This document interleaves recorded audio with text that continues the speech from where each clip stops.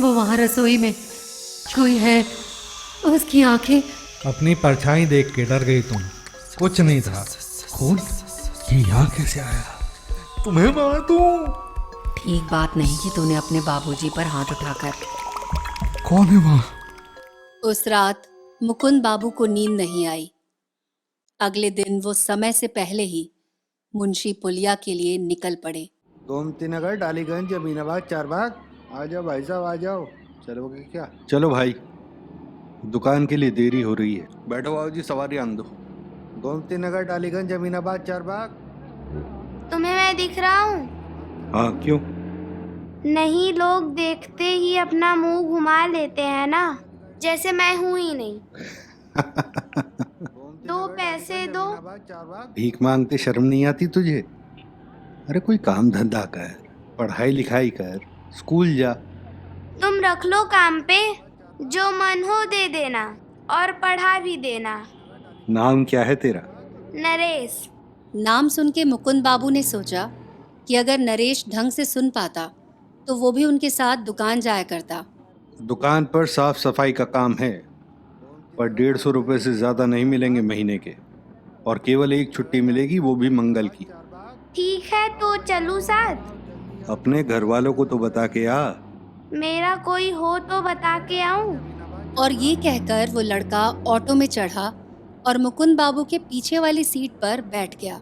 कहाँ तक जाएंगे बाबूजी? अमीनाबाद। क्या भाई, थोड़ा तेज बढ़ा लो। ये कहकर मुकुंद बाबू ने पलट के उस लड़के की तरफ देखा। बच्चा खिड़की से बाहर झांक रहा था कि तभी ऑटो ने एक झटके से स्पीड पकड़ी। मुकुंद बाबू ने गर्दन घुमाकर जैसे ही सामने देखा तो उनका लड़का नरेश सड़क पार करता हुआ दिखाई दिया। अरे बच के, वो सुन नहीं सकता। मुकुंद बाबू का सर सामने लगे लोहे के डंडे से टकराया और वो बेहोश हो गए। आंख खुली तो वो अपने घर के पलंग पर पड़े थे। नरेश कहाँ है? तुम्हारी दवाई लेने गया है। क्या हुआ? वो मुंशी पुलिया पर क्या कर रहा था? पर वो कब गया मुंशी पुलिया? वो तो मेरे साथ घर पर ही था। भाई, दिन में जब मैं दुकान जा रहा था। बाबूजी की दवाई। दिन में जब मैं दुकान जा रहा था, तुम कहाँ थे? घर पर थे, हम कहाँ जाएंगे? और वैसे भी हमें कहाँ कोई घर से बाहर जाने देता है। तुम मुंशी पुलिया नहीं गए थे?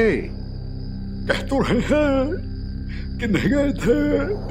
अब क्या लिख के दे? ऑटो में वो बच्चा ठीक था? कौन सा बच्चा? कैसी बहकी बहकी बातें कर रहे हो? वो ऑटो वाला भी बता रहा था स्टैंड पर अपने आप से ही बातें किए जा रहे थे। ऑटो खाली था। अब उठो, दवाई खा लो। ऑटो में बच्चा था? कौन सा बच्चा? उम्र हो गई है तुम्हारी भी। सरिता रसोई में खाना बनाने चली गई। मुकुंद बाबू ने दवाई खाई और लेट गए।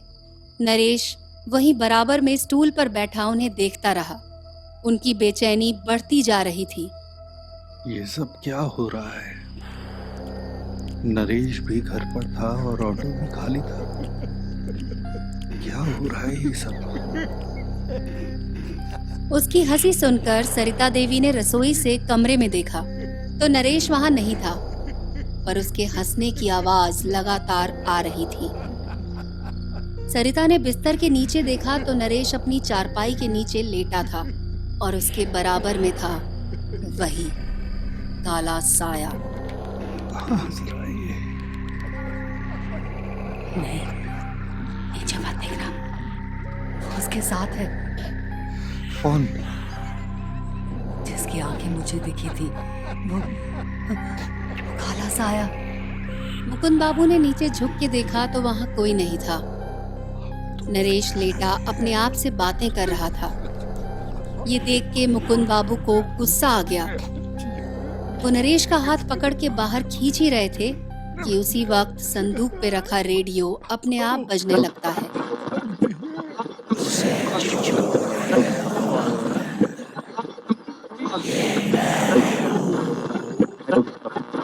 तभी मुकुंद बाबू का हाथ किसी ने पकड़ा और उन्हें चारपाई के नीचे घसीट लिया। घबराओ मत। नरेश, छोड़ अपने बाबूजी को। सरिता देवी का इतना कहना था कि वो काला साया बिस्तर के नीचे से निकला और सरिता देवी के पास आकर रुक गया।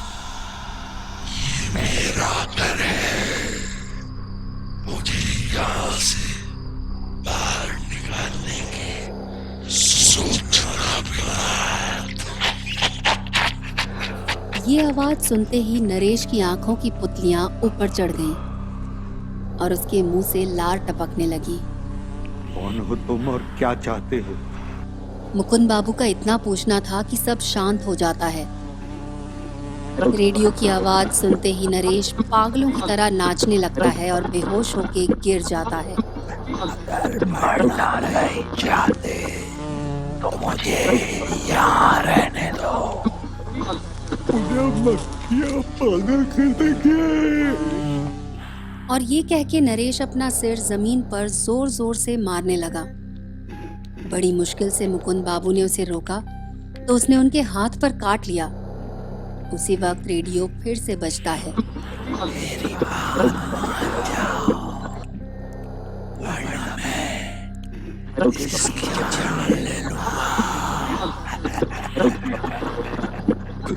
और नरेश को हिचकियां आने लगती हैं। मुकुंद बाबू बड़ी मुश्किल से उसे उठाकर बिस्तर पर लिटाते हैं। बिस्तर पर लेटते ही उसका बिस्तर हवा में उठ जाता है।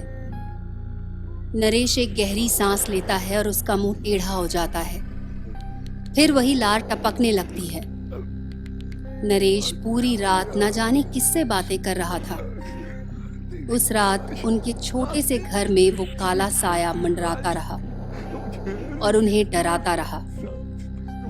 मुकुंद बाबू और सरिता उससे डर के अपने ही घर में चोरों की तरह एक कोने में सिमट कर बैठे रहे। आज की बात आस पड़ोस में किसी को मत बताना। कल इसे डॉक्टर के पास लेके चलते हैं। अगले दिन वो दोनों नरेश को लेके लखनऊ के सरकारी अस्पताल में पहुंचे तो डॉक्टर ने नरेश के दिमाग के सभी टेस्ट करवाए।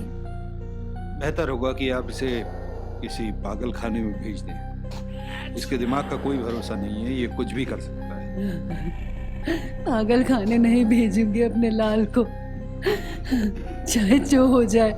देखिए माता जी, आप समझ नहीं रही हैं। इसकी हालत इतनी जल्दी सुधरने वाली नहीं है। इलेक्ट्रिक शॉक भी दिए तो कितना असर पड़ेगा कुछ कह नहीं सकते। सुनो जी, चाहे जो हो जाए, मैं इसे पागल खाने नहीं भेजूंगी, कह देती हूँ।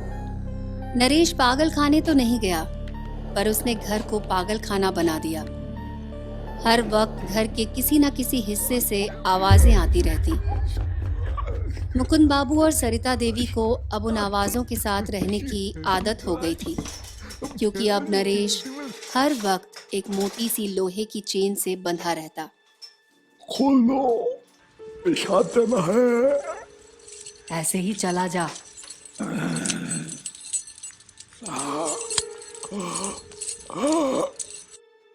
एक दिन मुकुंद बाबू अपनी दुकान पर बैठे थे और तभी उन्हें वो ऑटो वाला बच्चा दिखा। नरेश, वो जोर से चिल्लाए, नरेश! पर उस बच्चे ने पलट के नहीं देखा। हो ना हो कोई बड़ी आफत आने वाली है। उस दिन भी जब ये बच्चा दिखा था तो मेरा एक्सीडेंट हुआ था। आज जल्दी दुकान बंद करके घर चलता हूँ। हे भगवान, मेरे बच्चे की रक्षा करना।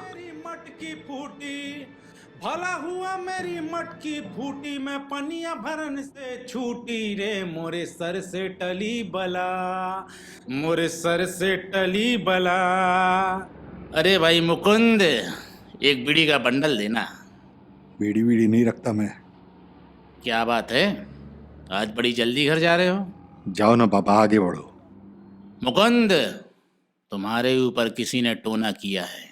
क्या मेरे ऊपर? क्या? तुम्हें नहीं पता? मुकुंद, जो लड्डू तुमने अपने लड़के को उस दिन दिया था, वो लड्डू अगर तुम खा लेते तो 1 हफ्ते के अंदर तुम्हारी मौत हो जाती। तुम्हें याद है, जब तुम इनकम टैक्स की नौकरी करते थे तो तुम्हारे साथ त्रिलोचन नाम का एक आदमी काम करता था, जिसको तुम्हारी ईमानदारी की वजह से नौकरी से निकाल दिया था। हाँ, उसी ने तुमसे बदला लेने के लिए तुम पर ये। मैं नहीं मानता ये सब। जानता था तुम यही बोलोगे। नरेश को जानते हो? वो बच्चा जो उस दिन तुम्हें मुंशी पुलिया पर मिला था और अभी थोड़ी देर पहले यहाँ खेल रहा था। हाँ, मगर तुम उसे कैसे जानते हो? अरे हर भटकती आत्मा को मैं नहीं जानूंगा तो कौन जानेगा। वो भी भटक रहा है। कई बार आत्मा शरीर तो छोड़ देती है पर उस जीवन का मोह नहीं छोड़ पाती और इस संसार में भटकती रहती है। तुम एक अच्छे आदमी हो, इसी वजह से मैं यहाँ आया हूँ। अगर इतना ही सब जानते हो तो भगा क्यों नहीं देते उस काले साए को? ये काम जितना आसान तुम्हें लग रहा है मुकुंद, उतना है नहीं। मेरे या किसी और के कुछ करने से कोई फर्क नहीं पड़ेगा। उसका पैर तुमसे है। तुम्हें ही कुछ करना होगा तभी कुछ हो पाएगा। क्या करना होगा? ज्यादा कुछ नहीं। आज से अगले 3 दिन तक तुम्हें 7 मिट्टी के घड़े खरीदने हैं मुंशी पुलिया से।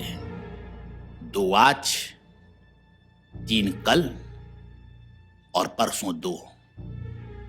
माप ध्यान से खरीदना। घड़े वाले से बोलना कि कोई घड़ा दूसरे के बराबर ना हो। पहला सबसे छोटा हो और 7वां सबसे बड़ा होना चाहिए। तो एक साथ 7 घड़े ले जाता हूँ आज। ऐसा करने की सोचना भी मत, क्योंकि अगर तुमने ऐसा किया तो वो तुम्हारी पत्नी और तुम्हारे बेटे दोनों को मार देगा और तुम पागल हो जाओगे। अब ध्यान से सुनो। घड़ों को नरेश के बिस्तर के नीचे रखना है। यही नाम है ना तुम्हारे बेटे का? हाँ, पर उन घड़ों का करना क्या है? 7 घड़ों को पानी से आधा भरना है और रोज रात को 12 बजे पानी सहित एक घड़ा उठाकर नरेश के ऊपर से 7 बार फिराना है। और उसका पानी उससे बड़े घड़े में पलटकर खाली घड़े को काले कपड़े से ढककर बिना कुछ बोले और बिना पीछे मुड़े पीपल के पेड़ के नीचे जाकर पीछे फेंक कर तोड़ देना है। जैसे मुखाग्नि देते समय फोड़ते हैं। समझ रहे हो ना? जी समझ रहा हूँ, पर अगर पलट गया तो? मैं हूं ना तेरे साथ। मैं तुझे पलटने नहीं दूंगा। पर ध्यान रहे, यह मैं केवल 6 दिन तक कर सकता हूं, क्योंकि 7वें दिन होगी अमावस्या की रात। उस दिन इन शक्तियों से मैं नहीं लड़ पाऊंगा। उस आखिरी घड़े का क्या करना है? जब सारा पानी उस घड़े में भर जाएगा तो एक साफ धोती पहन के नंगे बदन नरेश की 7 बार परिक्रमा करनी है, बिना पानी की एक भी बूंद गिराए। और उस घड़े को उसी काले कपड़े से ढककर शमशान ले जाके वैसे ही फोड़ देना। फिर नहाकर धोती वहीं छोड़ देना और तौलिए में घर वापस आ जाना।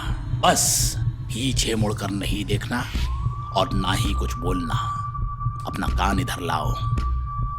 इस मंत्र को याद रखना और याद रहे कुछ भी अलग नहीं करना है। घर में ऐसे घुसो जैसे रोज जाते हो।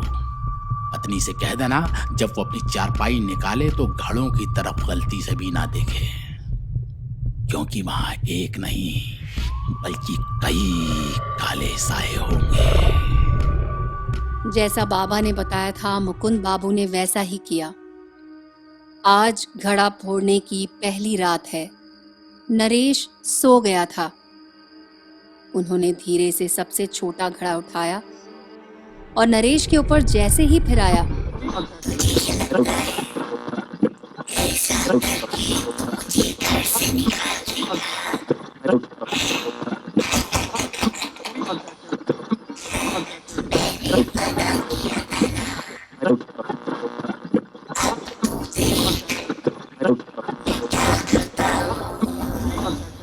मुकुंद बाबू रुकिए, हम चल रहे हैं आपके साथ। कोई जवाब मत देना इनकी बात का। ये क्या छुपा रखा है? चलते रहो, कोई नहीं है तुम्हारे पीछे। घर वापस लौटे तो नरेश अपने बिस्तर पर बैठा ऐसे घूर रहा था कि मानो उन्हें जान से ही मार देगा। वो बिना उसकी परवाह किए सोने चले गए। एक प्याली चाय नहीं पिलाओगी? हाँ भिलाई, ले। अपने पति से बोलो उस बाबा की बात में आके अपना समय बर्बाद न करे। मुकुंद बाबू ने उसकी बात पर बिल्कुल ध्यान नहीं दिया और दुकान के लिए चल पड़े। अगले दिन सुनो जी, नरेश अभी तक सोया नहीं है। देखो ना, उसकी नसें कैसे बाहर निकल रही हैं। पर ठीक 12 बजने में 5 मिनट पहले नरेश की आंख लगी। मुकुंद बाबू ने दूसरा घड़ा उठाया और नरेश के ऊपर फिराना शुरू किया। मुझे मत मारना।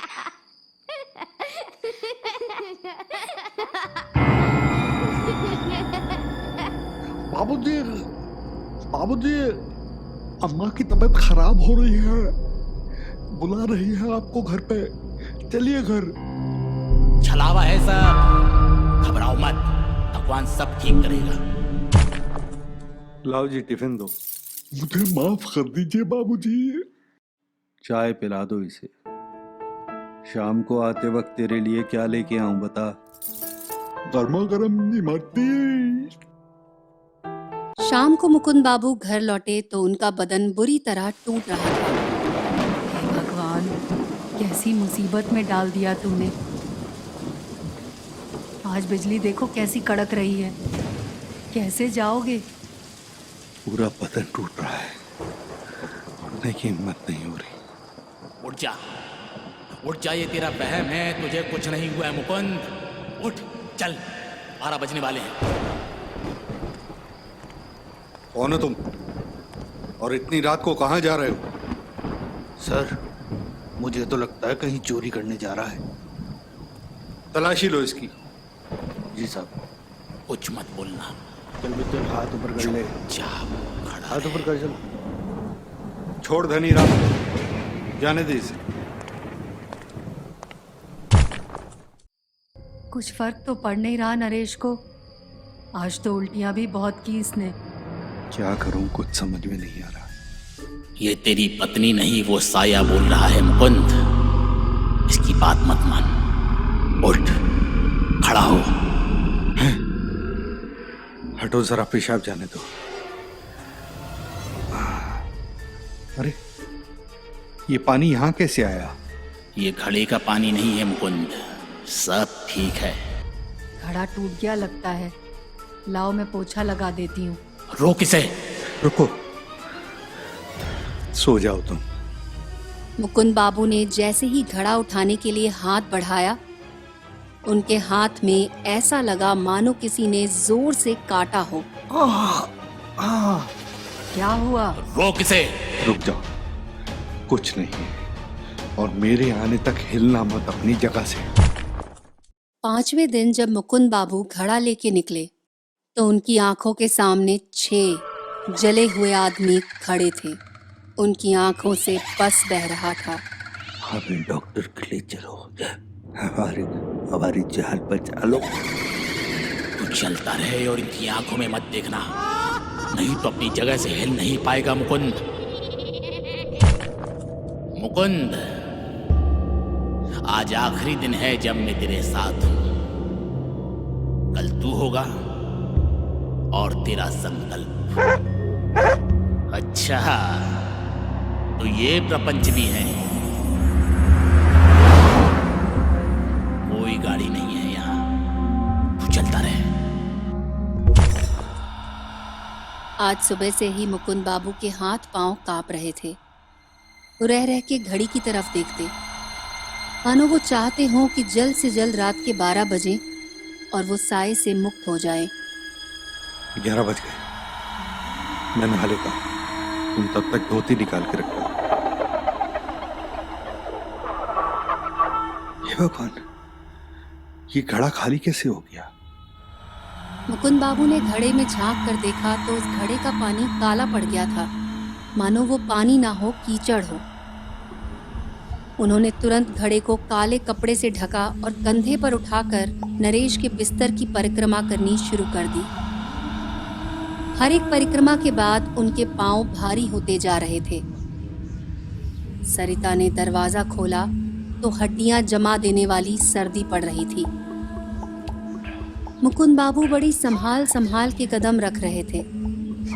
हर एक कदम पर घड़े से अलग अलग तरह की आवाजें आ रही थीं। जैसे जैसे वो शमशान के नज़दीक पहुंचते जा रहे थे, वैसे वैसे घड़े का वजन बढ़ता जा रहा था। मुकुंद बाबू बड़े संभाल के कभी अपनी बगल में, कभी अपने कंधे पर उस घड़े को रखते और चलते जाते।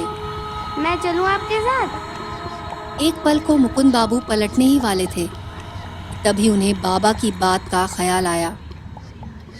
वो जैसे ही शमशान के गेट पर पहुंचे तो चौकीदार ने पूछा, कहाँ जाना है? मुकुंद बाबू ने एक जलती हुई लाश की तरफ इशारा किया और शमशान के अंदर चले गए। वो बमुश्किल 2-4 कदम ही चले होंगे, मेरे जंगल और मेरी मार से आज तक कोई नहीं बचा। तुझे क्या लगा मैं तुझे जाने दूंगा? मुकुंद बाबू वहीं खड़े रहे, न पलटे न कुछ बोला। उस भरी सर्द रात में मुकुंद बाबू के पसीने छूट गए थे। तभी वो घड़ा जोर जोर से हिलने लगा। अमावस्या की रात को जिन भूतों से पीछा छुड़ाने तू यहाँ आया है, तुझे नहीं पता कि तू अपनी मौत अपने कंधे पर खुद रख के लाया है। मुकुंद बाबू की आंखों के आगे अंधेरा छाने लगा। वो काला साया घड़े से निकला और मुकुंद बाबू के सामने आकर खड़ा हो गया। उस काले साये की आंखें देखकर मुकुंद बाबू कांप उठे, क्योंकि वो काला साया कोई और नहीं, वो बाबा था। एक बार तो तू बच गया और अब तू और तेरा पूरा परिवार खत्म। तुझे क्या लगा मैं तेरा शुभ चिंतक हूँ? वो देख